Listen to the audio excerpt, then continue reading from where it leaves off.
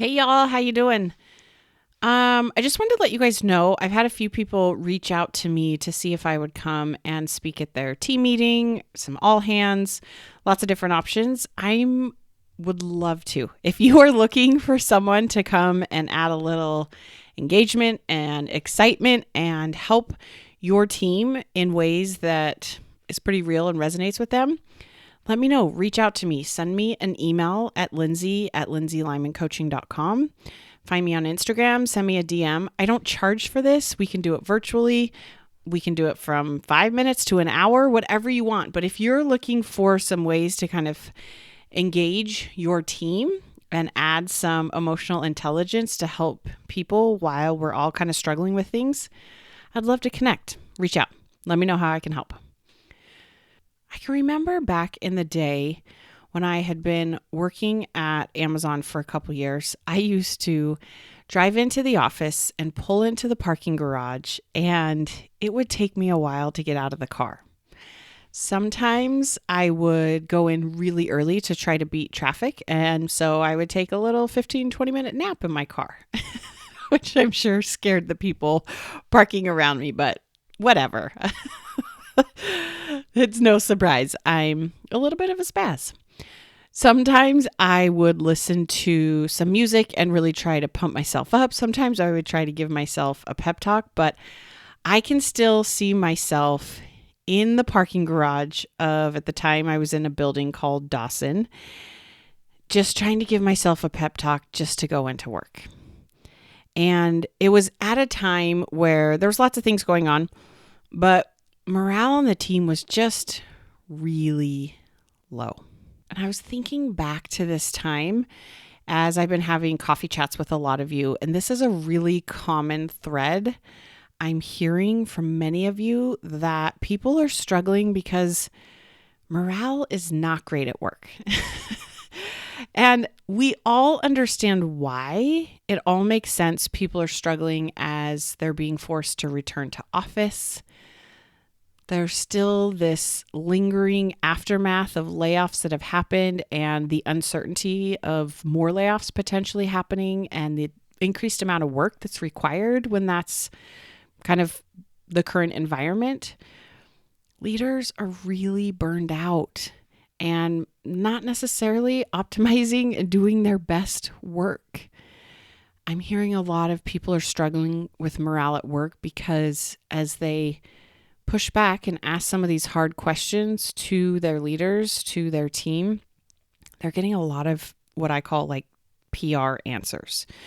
They're being told what the company line is, but it's not always reassuring or helpful or making them feel better. And when people don't feel heard and are scared about job security and they just feel stuck, it makes sense. Morale's not great. Donuts and half days and high fives aren't necessarily going to solve the problem overnight. So what I want to offer to you today are kind of 10 ways you can help start to stir things up, start to bring that energy, that positive morale back into your current sphere of influence, so that you don't have to keep dreading and dragging yourself through work. So that you don't have to be like me in the parking lot of my car and giving yourself a pep talk and needing to pump yourself up before you go in and just drag yourself through the day. So today I'm going to give you 10 ways to kind of shake things up so that you can help boost morale. All right? Number 1. First and foremost, let's be okay with it not being okay. Stop trying to make people feel better, that they're stressed and anxious and worried about their job and burnt out and overworked. We don't want to feel good about those things. It's okay. Let's stop trying to make people feel good about it. Don't pretend it's fine. This is what toxic positive leadership is putting a Band-Aid, giving the PR answer, looking at those rose-colored glasses. Yes, we want to look at the positive, but if you are not okay with the team not being okay, you're just making it worse. Let people be down and acknowledge it. Talk to them about it in your one-on-ones. Talk to your manager about it. Ask your team about it. Talk about it in team meetings. Get curious with it. Ask people, what's the hardest part about all this for you? When do you feel it most? What does it feel like? What have you tried? What might help? Let's acknowledge it. We don't want to pretend it's not there. But I think the first and maybe the most important thing when morale is low is acknowledge it and be okay with it not being okay. Don't be in a rush, okay? If you're in a rush and you're trying to force people to be happy, it tends to just amplify it and make it worse and make it harder to get out of. Number 2, I think it's important to focus on what you can influence in your sphere of influence. When my brain gets in this mode where I'm just really down and stuck and like everything's bad, it's kind of gone negative, I get really big, and sometimes I don't try things because my mind tells me, well, it's not going to make a difference. Like, that's only going to impact this one person or this one thing or this one team. And so what I want you to do is focus on what you can influence in the work that you're doing. If we all do this, it's going to have a very large ripple effect. There's a famous quote of great acts are made up of small deeds. Give someone a genuine compliment. These don't have to be big, huge, crazy things. Call out something that's working, that's gone right. Make eye contact and smile at people. Don't say anything in some situations. Be honest. Tell the whole truth. Focus on what you can influence right now. If we're being honest and telling the whole truth, if someone comes to you and says, hey, I need you to take on this project, when you're trying to help boost morale and we're being okay that it's not okay and we're acknowledging it, you might say something like, I would really love to help out, and it makes me a little worried to say no, but I can't take anything else on right now. I'm already struggling and feeling really overwhelmed and behind, right? Be that safe place. Influence what you can right around you. Number 3, watch what you're putting into your brain. This is huge. This is why when we get together as coworkers or on instant messenger and we start complaining with people, as humans, that's a way that we actually connect and bond and feel safe and relate to each other. But it also adds to the doom and gloom. When you're constantly putting thoughts into your brain about how terrible and hard and bad this is, that is what your brain is thinking and the emotions it's creating in your body. This is why I can't listen to all the murder podcasts. I have so many friends out there that love them. And if that's for you, awesome. I just can't because it doesn't make me feel great inside. And when I'm thinking all these crazy, unhealthy things, when that's the input I'm putting into my brain, it feels terrible. If I know I'm struggling because I'm overworked and I'm feeling stuck in my career and I'm not sure what to do, be purposeful on what you're putting in. For me, murder podcast is not the thing. I need some good music. I need a good audiobook. Sometimes I need silence.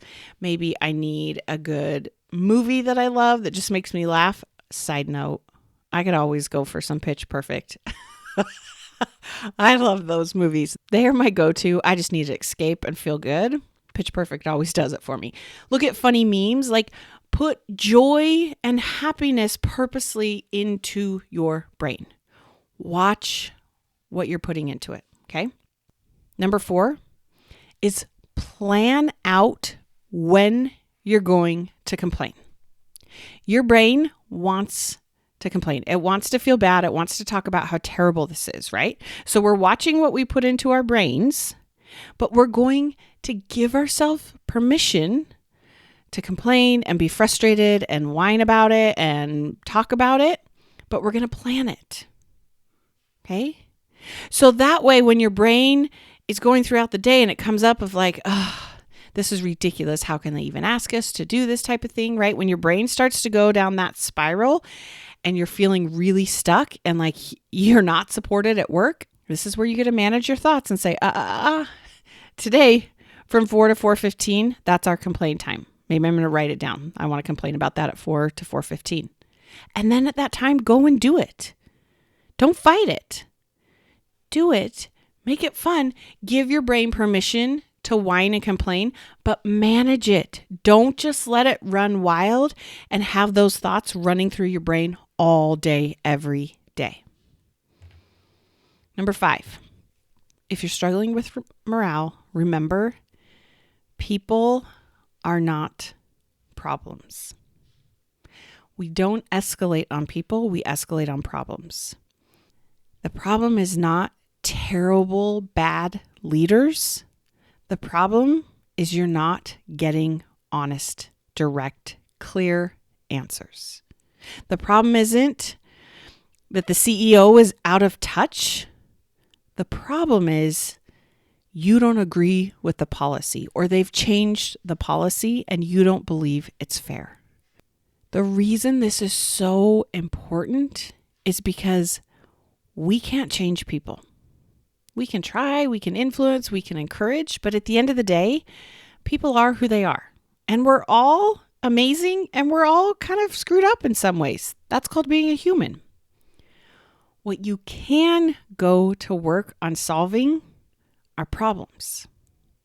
So remember, people are not the problem. Get really clear on what the problem is that you're trying to solve. Number 6, take care of yourself. I know this sounds like simple and basic and we're like, yeah, we kind of put it off. But this is so important. When you're not okay, when you're down, when you're low, when you're worried and stressed and feeling stuck, take care of yourself. Ask yourself, what do I need? Do you need a nap? Do you need some human connection? Do you need a hug? Do you need to take a 5-minute break from work or a 2-week break from work? Do you need to go outside and get some natural light? Do you need to go and create something and build something with your hands? When you're taking care of yourself, you're acknowledging, I'm really struggling. I'm really not okay. I'm really frustrated with this thing. But you're getting curious and you're becoming more familiar with what is it that you're so mad and upset is missing or changed or not happening. Your brain and your body are telling you that's the thing we need to go and solve. Maybe you're so frustrated because you've been working crazy hours and doing 3 people's job and no one appreciates it. If that's the problem, when you're taking care of yourself through this, you need to go and find ways to appreciate yourself and call out the good things you're doing to your manager or at the next status review. Find ways to appreciate yourself. That's your brain and your body telling you, we don't feel valued. We don't feel like people really appreciate what we're doing. Go do it for yourself. I've talked about this before, but I love toothbrush time. At night when I'm brushing my teeth, I'm just like, Linz, you killed it. Some days I'm like, Linz, this is not your best day. But I talk to myself. I appreciate what I do. I appreciate that I got up and tried.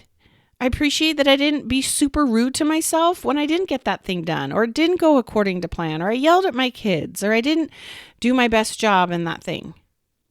But I just appreciate myself for just getting up every day and trying. I know when I don't feel appreciated, I get really down and struggle.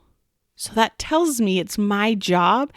When I'm taking care of myself, I learn how to appreciate myself and how to try to find that connection along the way. Okay, I'll get off that soapbox, but please take care of yourself. It's okay to not be okay.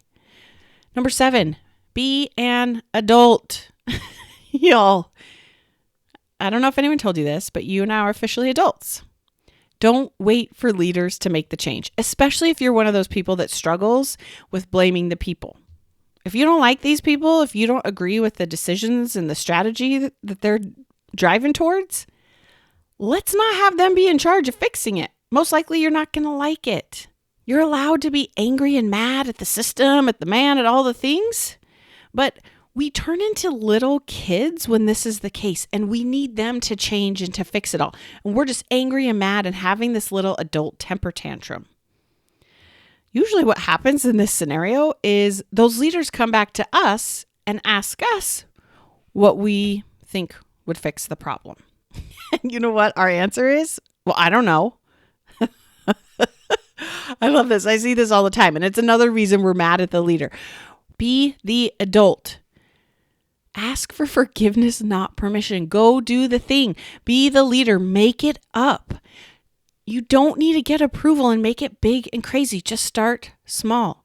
Start a meeting with a pop culture quiz. Have a word of the day that you challenge your coworkers to work into their status update. Make a countdown clock for the stand-up meeting and buzz people when they go over their time limit. Bring in donuts. Have a bake-off. Walk up and down the aisles, clapping and cheering and harassing everyone. Like, you can do these things. Stop waiting for leaders to figure this out and stop waiting for these big official programs and implementation.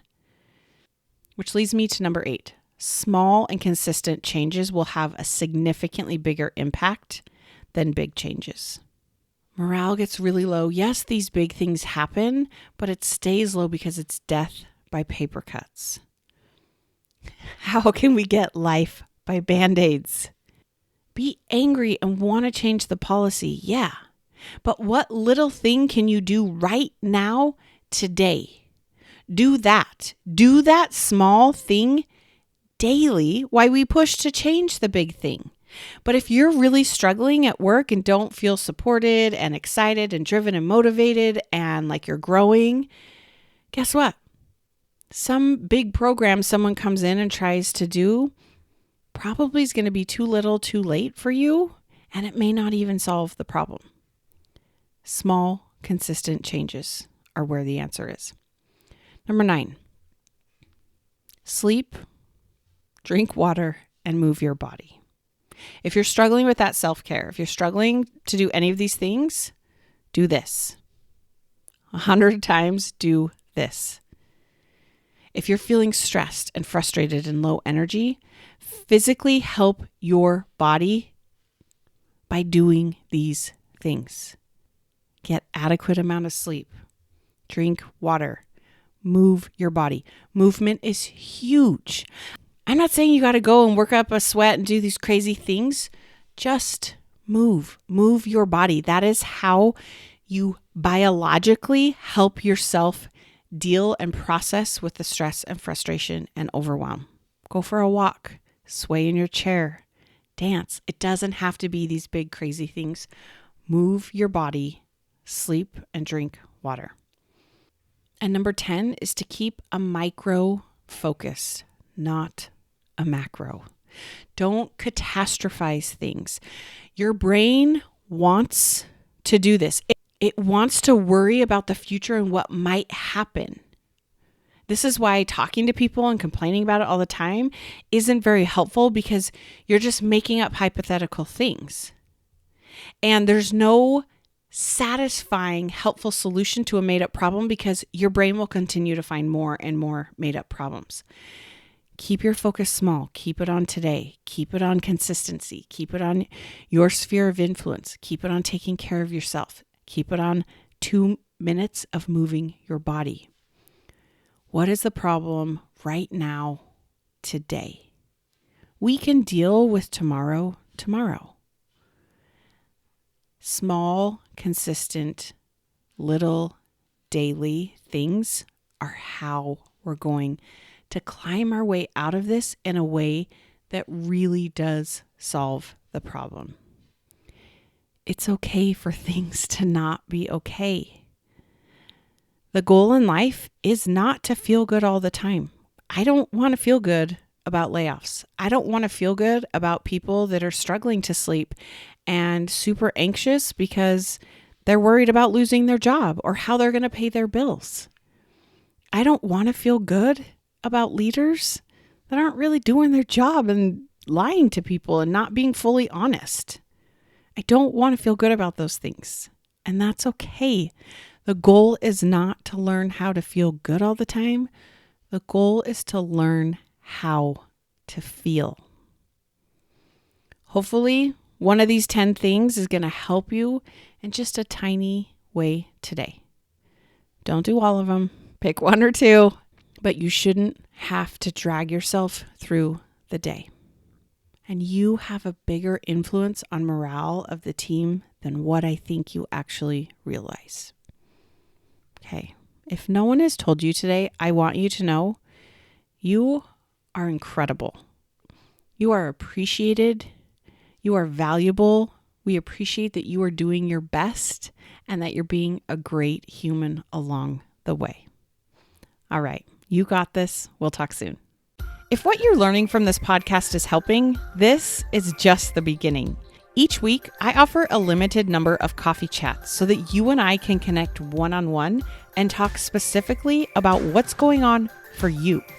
You'll leave this call feeling more hopeful and motivated, but I'm also going to teach you a few things to try right away to get unstuck. Space is very limited and these are free, so grab your spot before they're gone. Click the link in the show notes or go to lindsaylymancoaching.com/chat and sign up today. You got this.